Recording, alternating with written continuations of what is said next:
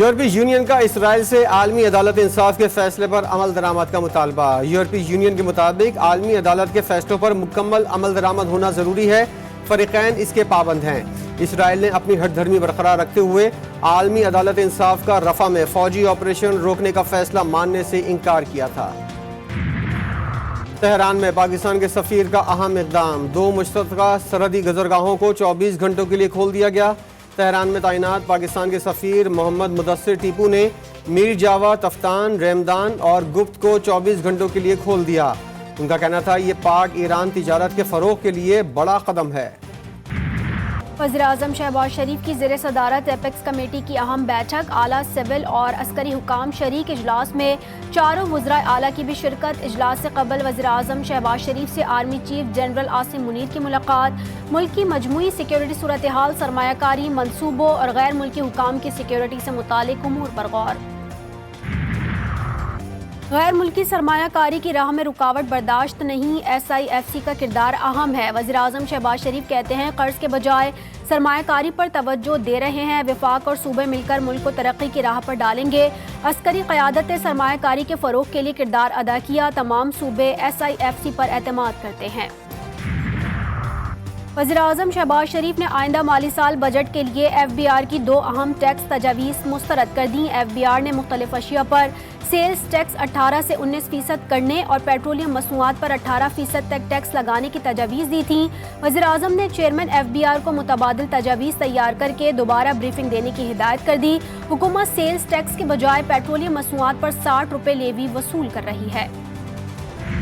اور اس طرح مفروضوں پر اور وہی بجٹ پیش کرنا، میں کہتا ہوں کہ صوبے کے عوام کی توہین ہے۔ شیخ چلیوں سے بھی آگے والے بات ہے کہ آپ کو پتہ ہی نہیں ہے کہ ہمیں کتنا حصہ ملے گا۔ وفاقی بجٹ تو ہے ہی نہیں، 2 دن میں ہم یہ کریں گے، 3 دن میں ہم یہ بلاک کریں گے، یہ بٹن اس طرح گھمائیں گے، یہ اس طرح کریں گے، تو اس طرح کب تک عوام کو دھوکہ دیں گے؟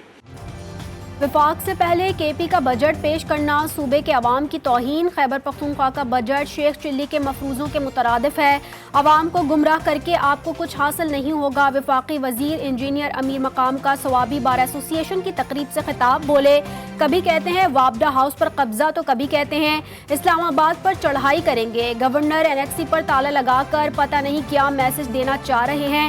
ایک دن کی سیاست کے لیے خیبر پختونخوا میں کھلواڑ کیا جا رہا ہے۔ کھاد کارخانوں کو ملنے والی سبسڈی ختم کرنے کا فیصلہ، وفاقی کابینہ نے منظوری دے دی۔ فیصلے پر عمل درآمد کے بعد کارخانوں کو گیس 1814 روپے فی MMBTU پر فراہم کی جائے گی۔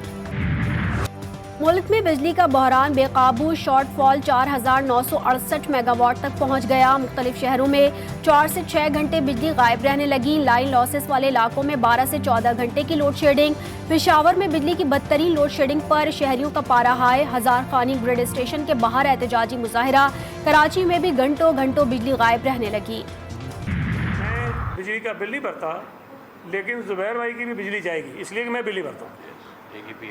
میں بجلی چوری کرتا ہوں، لیکن بجلی جو ہے وہ قنداری صاحب کی بھی جائے گی، اس لیے کہ میں بجلی چوری کرتا ہوں۔ کہ الیکٹرک کے پاس نظام نہیں ہے کہ وہ یہ چیزیں کر سکیں، تو انہوں نے آسان حل نکال دیا کہ چونکہ ہمارے پاس نظام نہیں ہے کہ ہم صحیح بندی کی بجلی کاٹ سکیں، اس لیے سب کی بند کر دو۔ یہ کوئی حل نہیں ہے، یہ کوئی جواز نہیں۔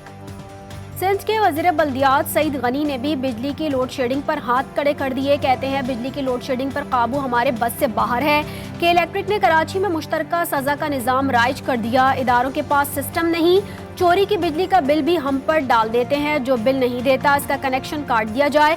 یہ کیا نظام ہے؟ ایک شخص بل نہ دے تو پورے علاقے کی بجلی بند کر دی جائے کہ الیکٹرک کی پالیسی سمجھ میں نہ آنے والی ہے۔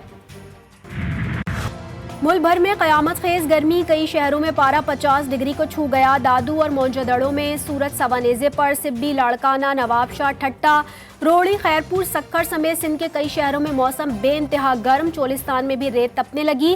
صحرا میں خوش سالی کے سائے، پانی نایاب۔ بلوچستان کے میدانی علاقوں میں بھی گرم ہواؤں کا راج۔ کراچی میں بھی سورج کا پارہ ہائی، درجہ حرارت 38 ڈگری ریکارڈ۔ پنجاب کے مختلف شہروں میں بارشیں بھی سورج کی آگ کو نہ بجھا سکیں۔ شدید گرمی سے شہری بے حال۔ اور دوسرے T20 میں پاکستان کا انگلینڈ کے خلاف ٹاس جیت کر فیلڈنگ کا فیصلہ۔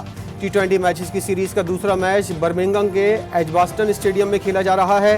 انگلینڈ کی بلے بازی جاری، دونوں ٹیموں کے درمیان سیریز کا پہلا میچ بارش کی نظر ہوا تھا۔